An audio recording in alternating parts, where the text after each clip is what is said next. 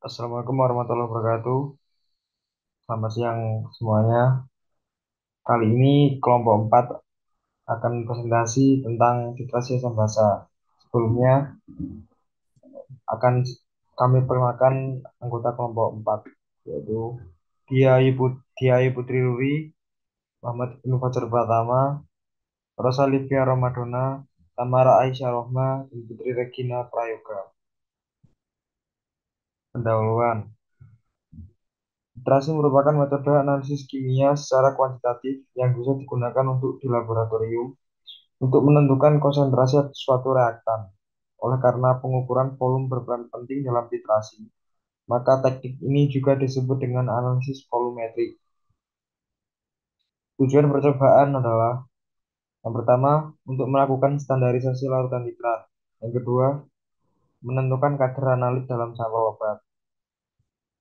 Nantinya akan dilanjutkan oleh rekan saya.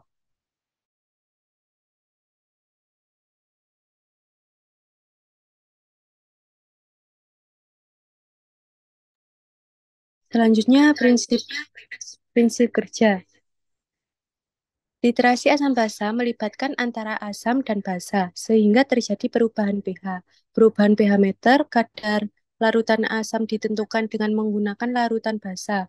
Titran ditambahkan sampai mencapai keadaan ekuivalen, artinya secara stoichiometri titran dan analit tepat habis bereaksi ditandai dengan indikator. Keadaan ini disebut titik ekuivalen, di mana jumlah titik basa yang ditambahkan dengan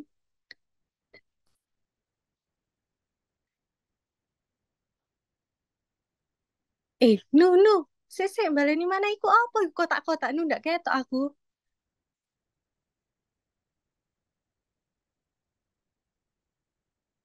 Jadi aku nabi saja.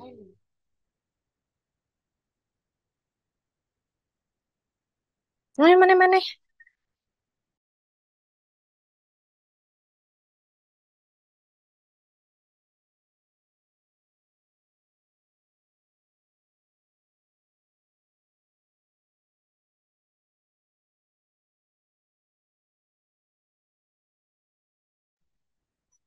Assalamualaikum warahmatullahi wabarakatuh. Selamat siang semuanya. Pada kesempatan kali ini, kami kelompok 4 akan mempresentasikan tentang titrasi asam basa. Sebelumnya, alangkah baiknya kami kenalkan para anggota kelompok 4. Jadi yang pertama ada Diai Putri Ruri, yang kedua Muhammad Ibnu Fajar Pratama, yang ketiga adalah Rosa Olivia Romadona, Tamara Aisyah Rahma, dan Putri Regina Prayoga. Pendahuluan. Titrasi merupakan metode analisis kimia secara kuantitatif yang biasa digunakan di laboratorium untuk menentukan konsentrasi suatu reaktan. Oleh karena pengukuran volume berperan penting dalam titrasi, maka teknik ini juga disebut dengan analisis volumetrik.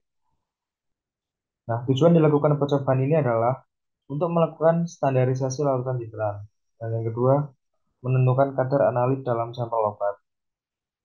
Selanjutnya akan dilanjutkan oleh teman saya.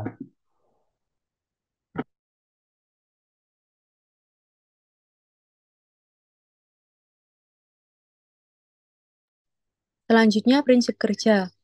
Titrasi asam basa melibatkan antara asam dan basa, sehingga terjadi perubahan pH. Perubahan pH meter, kadar larutan asam ditentukan dengan menggunakan larutan basa.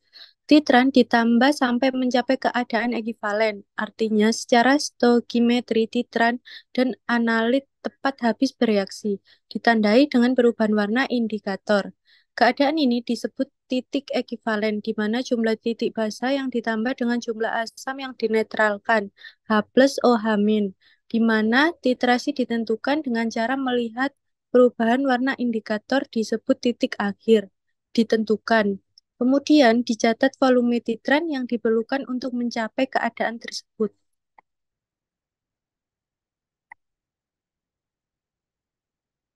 Alat dan bahan. Alat, neraca analitik, beker gelas, labu ukur, pipet tetes, pipet volume, Erlenmeyer gelas ukur, buret statif, dan klem.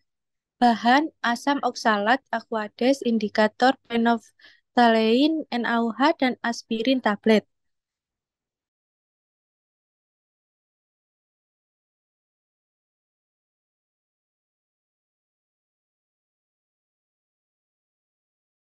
Yang selanjutnya yaitu prosedur percobaan. Yang pertama membuat larutan titran. Jenis titran yaitu NaOH, ekuivalen atau jumlah H plus dan OH min 1.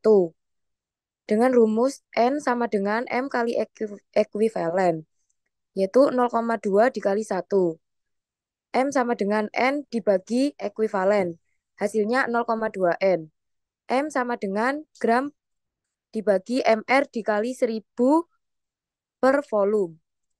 M-nya itu 0,2, kemudian MR-nya 40 dikali 1000 dibagi 500 mili. Dan ketemu 4 gram. Kemudian yang kedua yaitu asam oksalat dengan jumlah ekuivalen dengan MR 126 dan F2 dengan rumus N sama dengan M dikali ekuivalen. M sama dengan N dibagi ekuivalen. M sama dengan gram per MR dikali 1000 per volume. M-nya dimasukkan 0,05. Kemudian MN-nya dimasukkan 106 dikali 1000 dibagi 100 mili. Hasilnya 0,53 gram.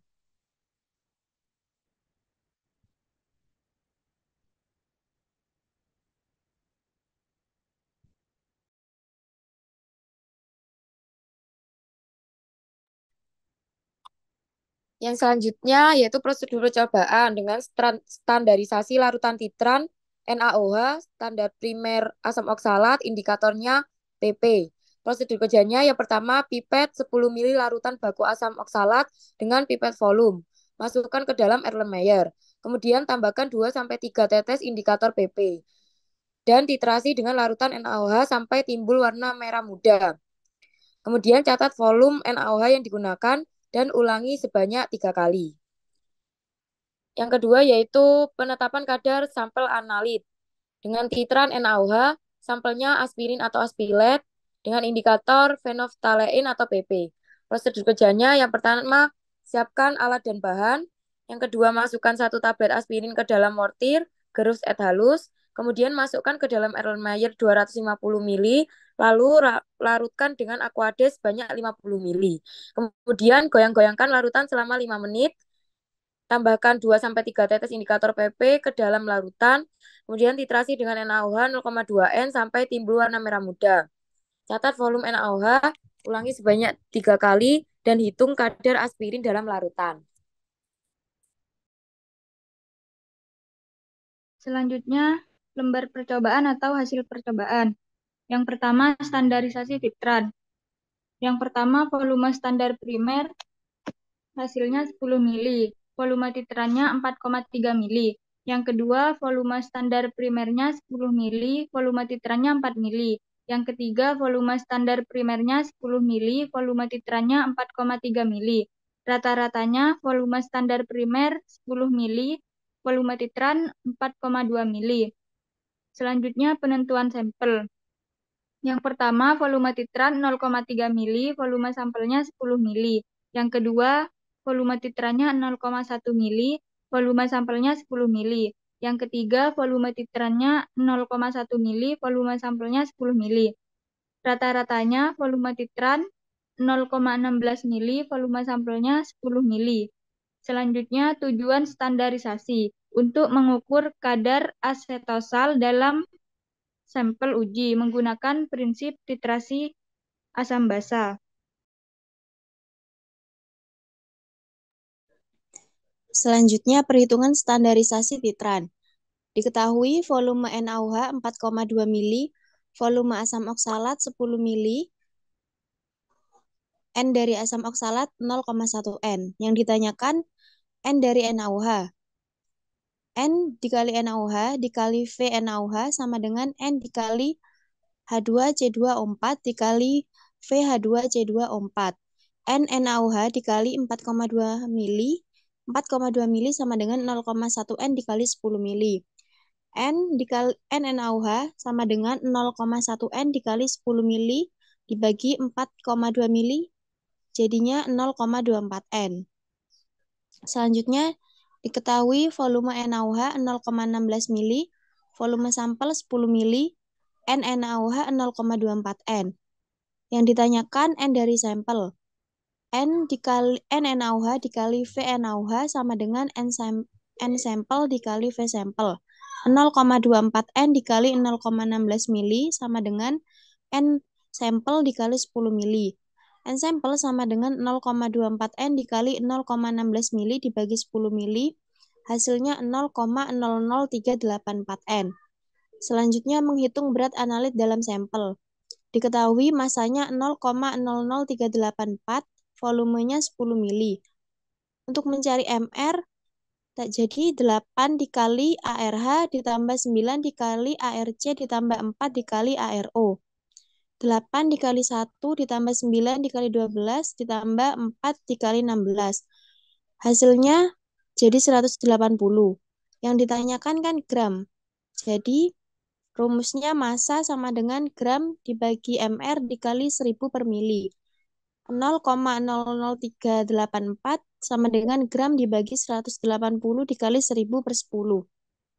Gram jadinya 0,006412 atau 0,007. Yang terakhir, menghitung kadar analit dalam sampel. Diketahui berat acetosal 0,007 gram. Berat sampel 80 mg atau 0,08 gram. Yang ditanya persen sampel, jadi gram per berat sampel dikali 100%. 0,007 dibagi 0,08 kali 100% sama dengan 8,75%.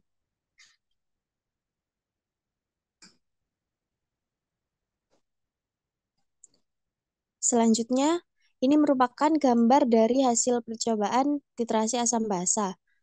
Hasil percobaan yaitu larutan putih keruh menjadi warna merah jambu mantap setelah dititrasi.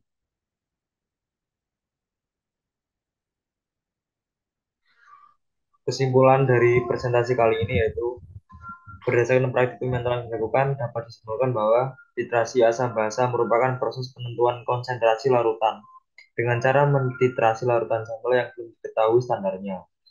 Dengan larutan standar dalam burat titran, dalam proses titrasi yang diperlukan penambahan indikator PP yang berfungsi sebagai penentu titik akhir titrasi yang ditandai dengan perubahan warna analit, perubahan warna larutan sampel berwarna pink.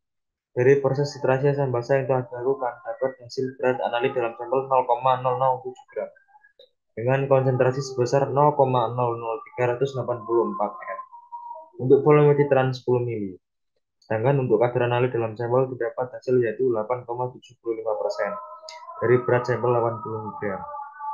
Oke, terima kasih. Mungkin itu saja yang dapat kelompok 4 sampaikan. Kurang lebihnya mohon maaf. Wassalamualaikum warahmatullahi wabarakatuh.